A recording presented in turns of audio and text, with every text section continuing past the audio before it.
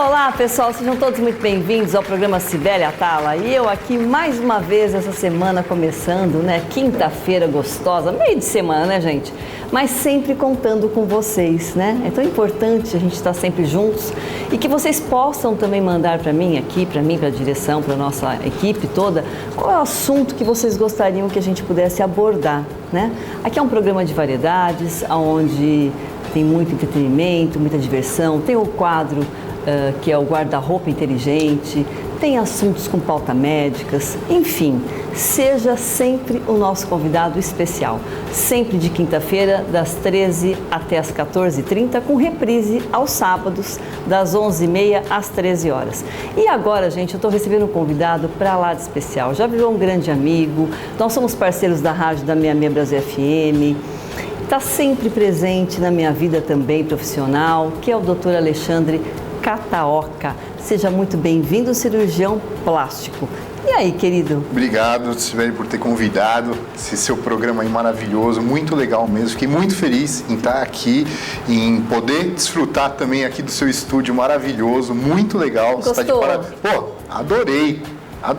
Muito legal mesmo, você está de parabéns. E pode ter certeza que vão vir ótimos frutos daqui. Se Deus quiser. Bom, você já está mais do que convidado a voltar sempre que você quiser. Brigadão.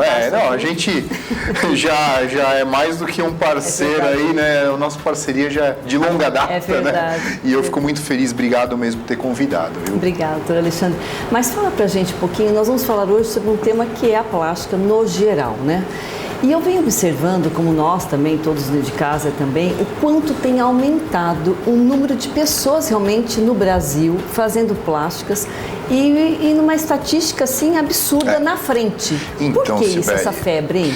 Bom, o Brasil hoje é o segundo país no mundo em cirurgias plásticas, só perde para os Estados Unidos e assim é bem parelho, né? O número de cirurgias plásticas no Brasil e dos Estados Unidos está muito próximo, né? E isso a gente vê também com com um certo receio também, porque muita gente está fazendo no modismo, né? Muita gente faz no impulso, né? E cirurgia plástica não é isso, tá? Cirurgia plástica não é modismo, cirurgia plástica não é impulso, cirurgia plástica trata de medicina, né? E como qualquer procedimento médico, tem seus riscos. Então as pessoas têm que pesar muito bem se realmente necessitam fazer aquela cirurgia, se realmente querem fazer aquela cirurgia e se não estão fazendo por impulso. Muitas vezes o que eu vejo hoje, né, e que a gente sempre conversa aí nos programas é fazer a cirurgia porque na rede social estão divulgando, ou na rede social fala que é legal, ou na rede social fala que é bonito, ou aquele médico blogueiro que fica oferecendo as cirurgias. Não é legal isso, tá? Você acha, doutor Alexandre, que, por exemplo, antes de ter essa epidemia louca da gente ficar direto em celular, Instagram, em tudo, esse boom que teve mesmo na internet, como é que era o procedimento que você via como médico anteriormente? Era um processo mais lento? Era um processo mais pensado? As pessoas realmente tinham mais medo de se arriscar?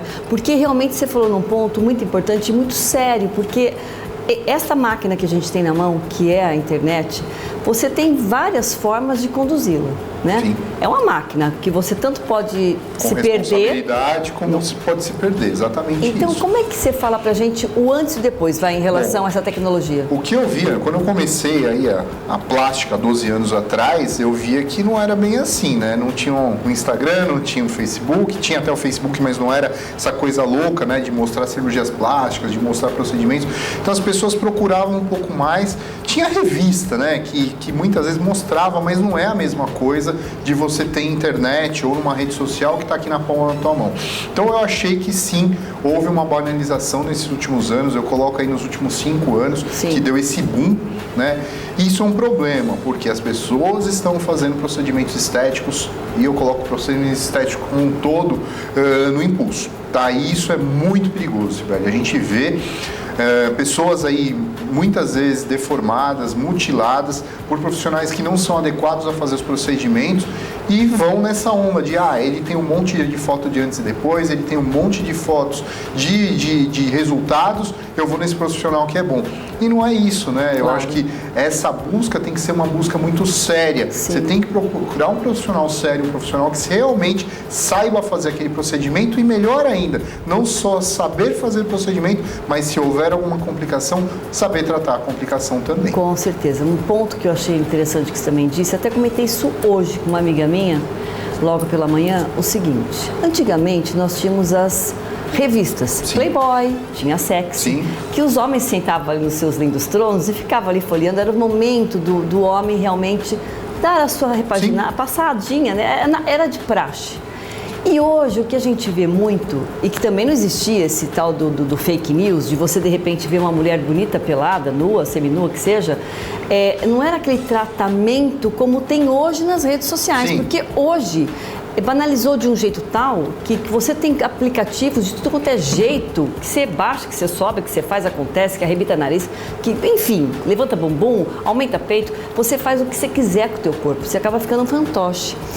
E isso é uma coisa que vem crescendo demais e que eu acho muito prejudicial, porque Claro. numa dessa você vende uma imagem Que não é real. Sim, e que hoje assim, doutor Alexandre, eu sinto que as mulheres hoje estão muito assim, você vê a rede social, todo mundo muito nu, parece que transportou, a revista Pra rede social. normal para uma revista eletrônica.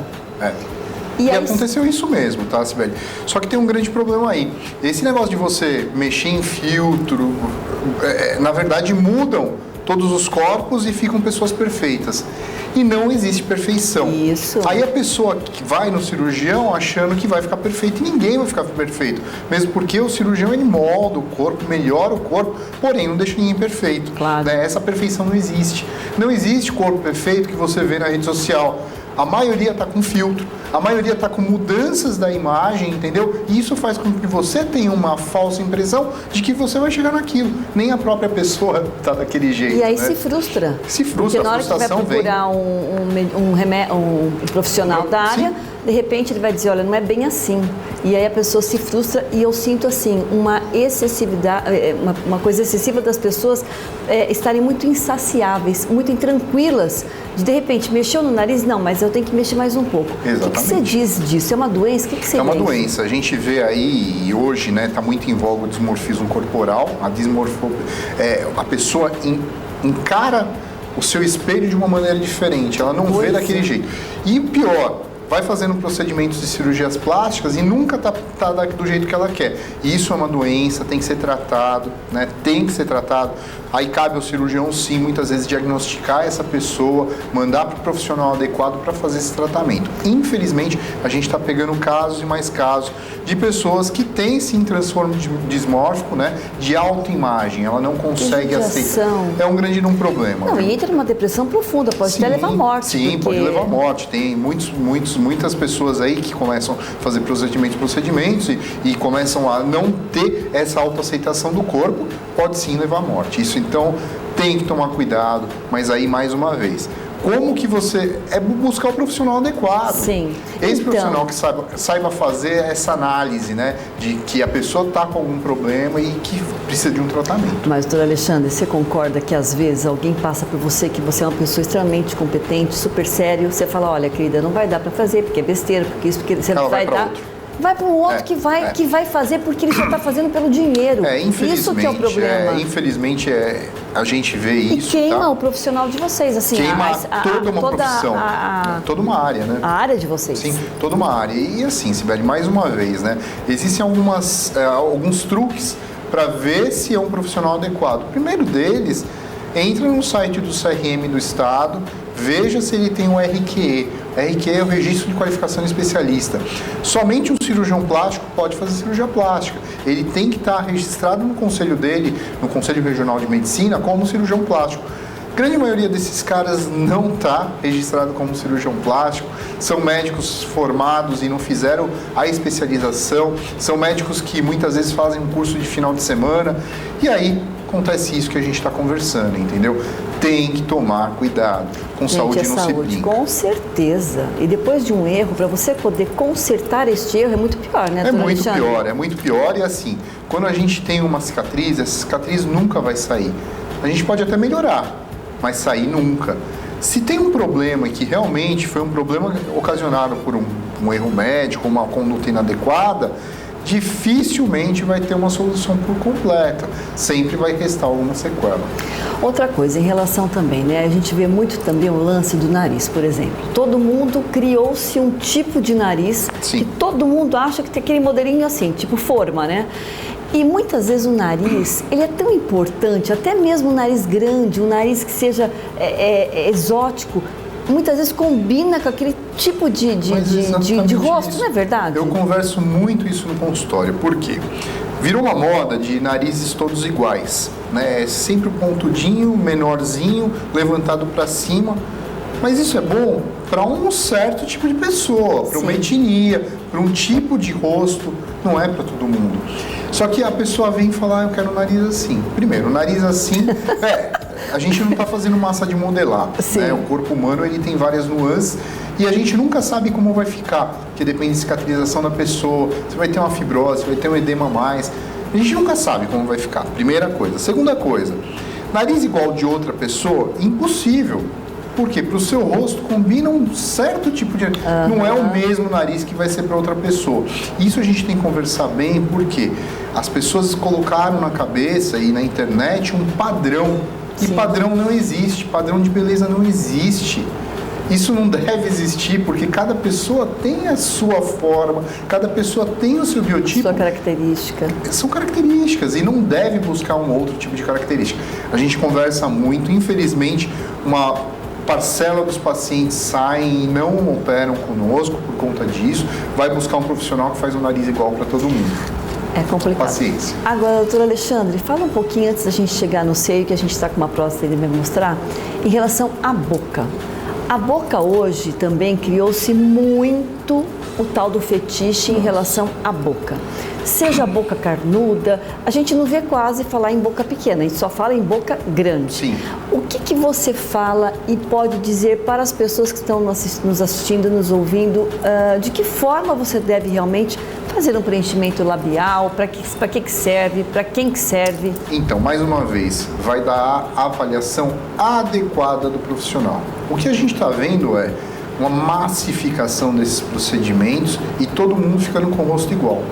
Boca igual, face igual, nariz igual. Pessoal, tem que tomar cuidado, porque muitas vezes um pequeno preenchimento ou um pequeno aumento de lábio pode causar consequências que nunca mais vão ser solucionadas. Como, por exemplo? Necrose de lábio. A gente já pegou alguns casos de necrose de lábio por injeção de preenchedores de maneira inadequada, deu uma necrose e aí fica uma ferida aberta, essa ferida para cicatrizar vai virar uma cicatriz grande. E assim, estão fazendo em tudo quanto é lugar. Você vai no salão de cabeleireiro, tem preenchimento. Ah, bom, verdade. Você falou tudo. Todo lugar. Sim. O profissional fazer o preenchimento, e eu falo para todo mundo, aprender a fazer, se você ensinar um macaco bem ensinado, ele vai aprender a fazer. Entendi. A questão é, primeiro, saber diagnosticar um problema. Primeiro, saber indicar se há indicação ou não. Segundo, se caso acontecer de ter algum problema, saber diagnosticar esse problema e tratar esse problema. O profissional que aplica qualquer tipo de preenchedor, ou toxina botulínica, ou qualquer outra coisa aí que todo mundo está fazendo, é o profissional que tem que estar habilitado a tratar complicação.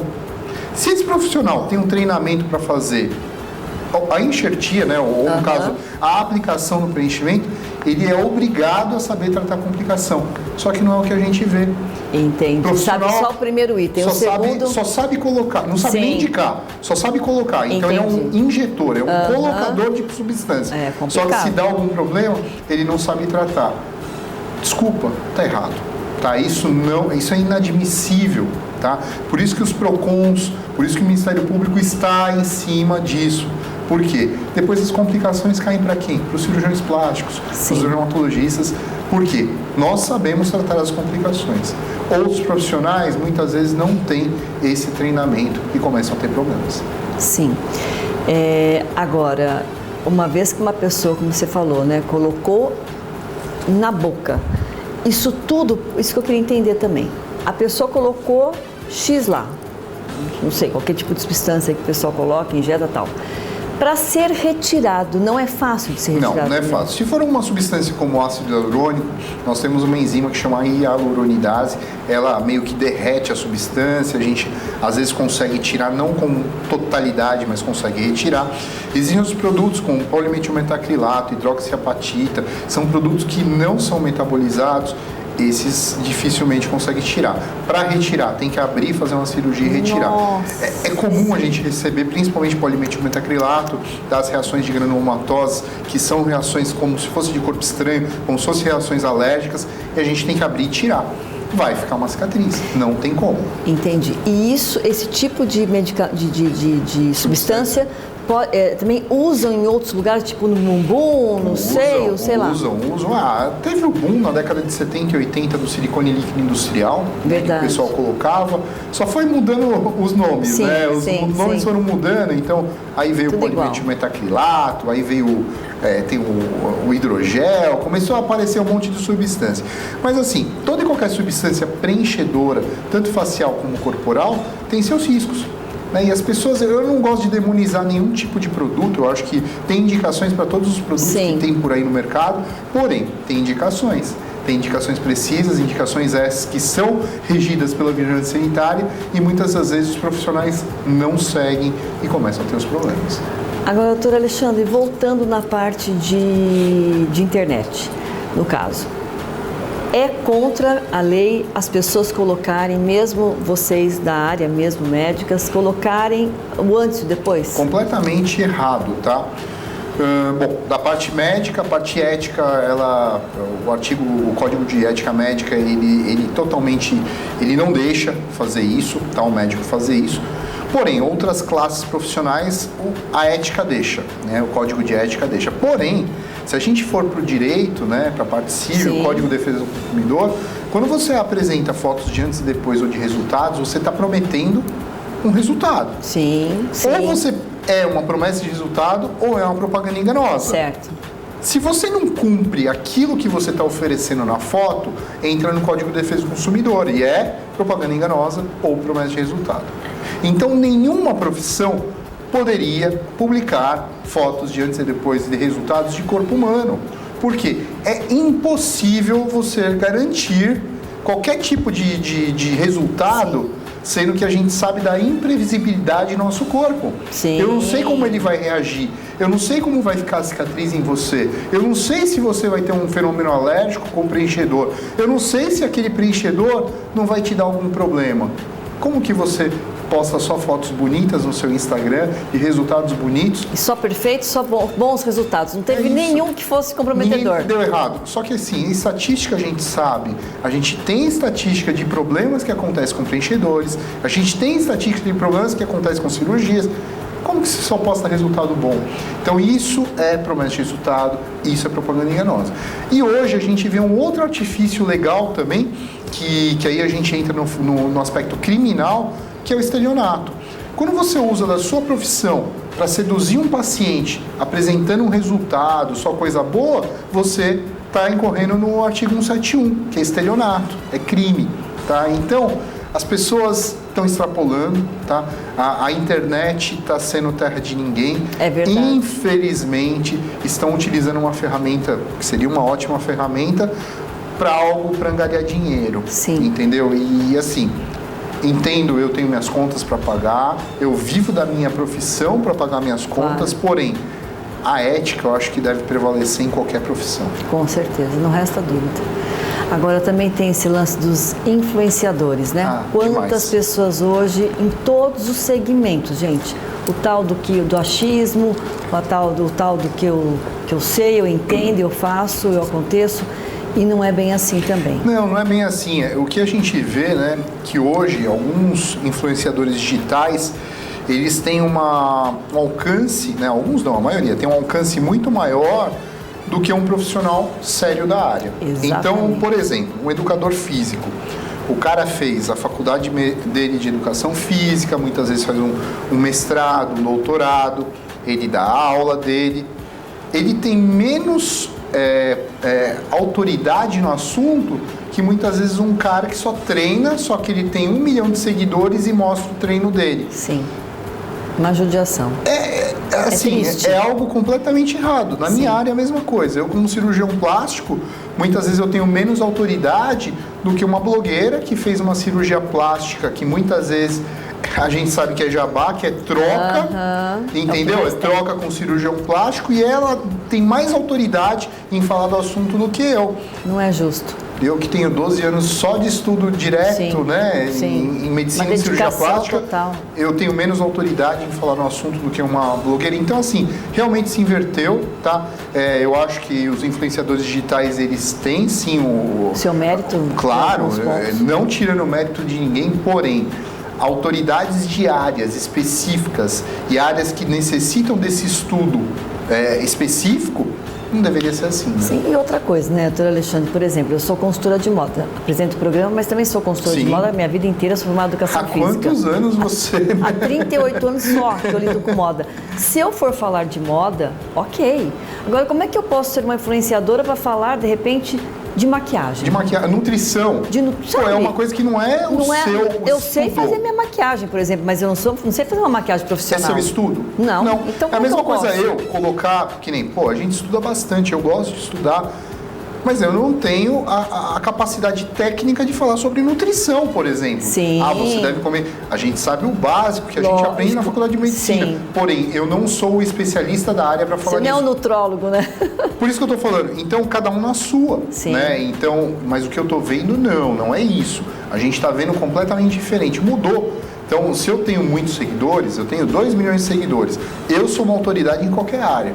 Se eu for falar qualquer abobrinha... Você acha? Não pode. Pela visibilidade que eu tenho, pelo alcance que a gente tem. E muita gente comprando também, né, muito. Comprando o seu espaço para querer aumentar seguidores.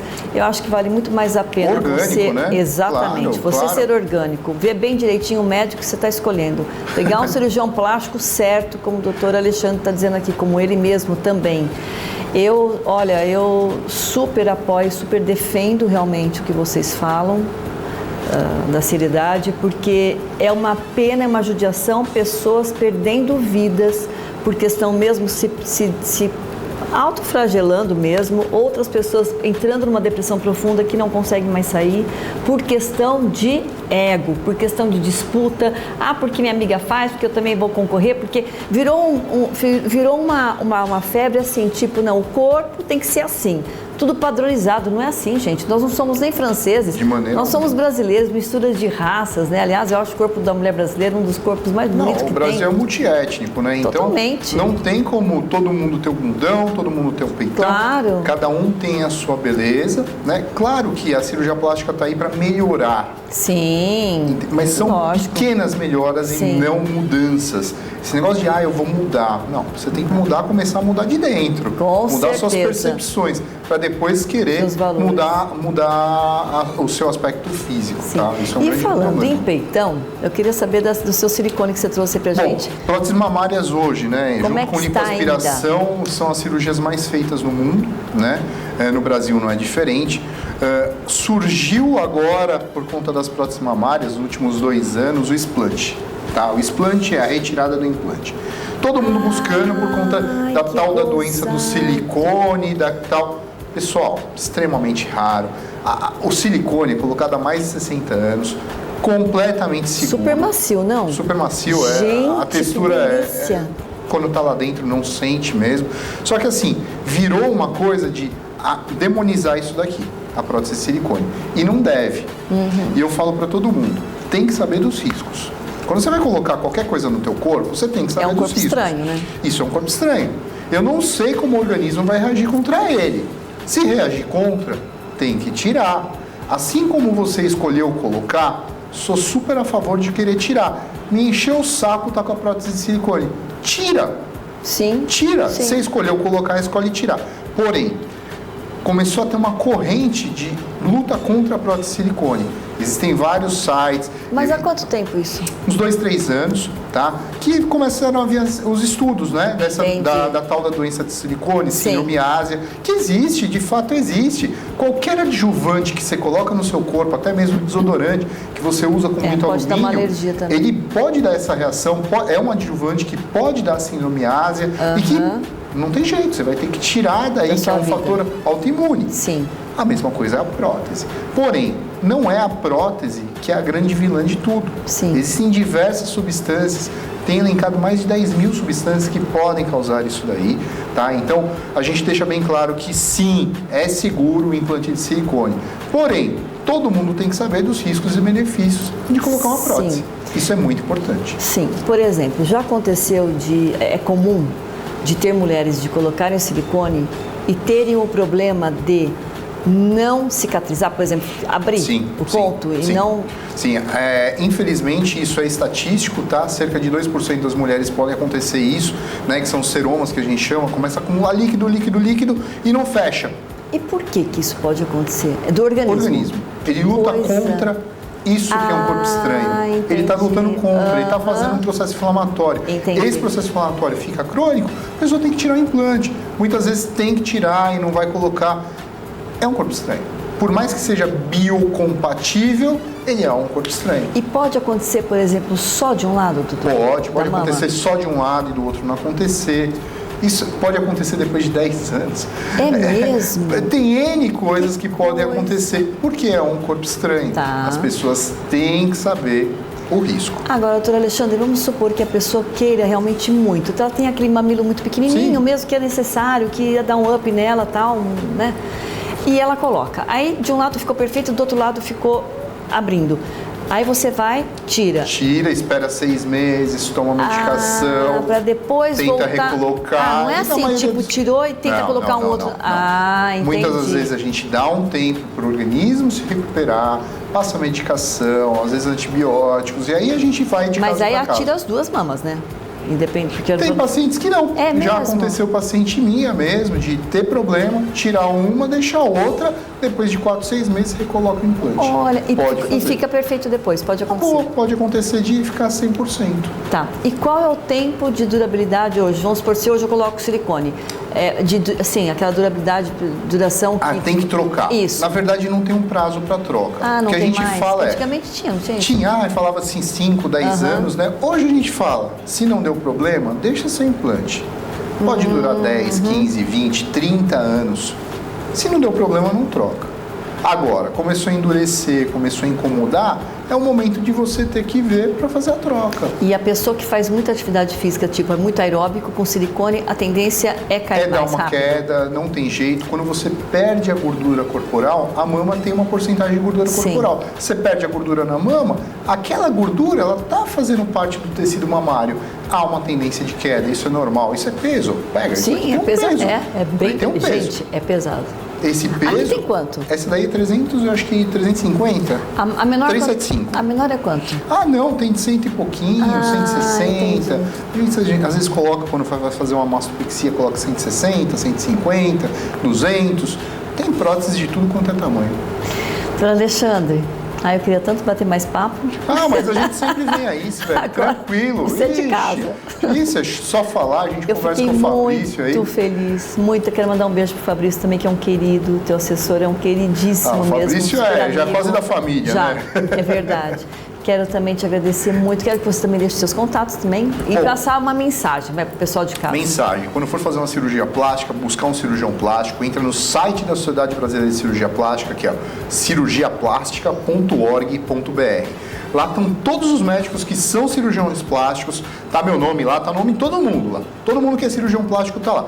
Tem que buscar um membro da Sociedade Brasileira de Cirurgia Plástica. Que isso, a gente não fala que é garantia, porém... É um começo, né? Um bom começo. Sucesso. Sim. É um passo para o sucesso, porque o cara teve toda a formação e é um membro titulado, é um membro que fez todas as provas, é um membro que realmente é um cirurgião plástico. Certíssimo. Obrigado. Mais uma vez, eu sempre estou à disposição de vocês. Obrigada mesmo, doutor Alexandre. Obrigado demais. Gente, nós vamos para um rápido intervalo e voltamos já. Sabe com quem? Com o Luiz Crispim. Gente, ele vai falar sobre as perucas, sobre as próteses capilares, vai levantar sua autoestima. Você que está aí no sofá, brigando com o cabelo, não sabe se põe aplique, que faz, chegou a hora. Fica aí, já estamos voltando.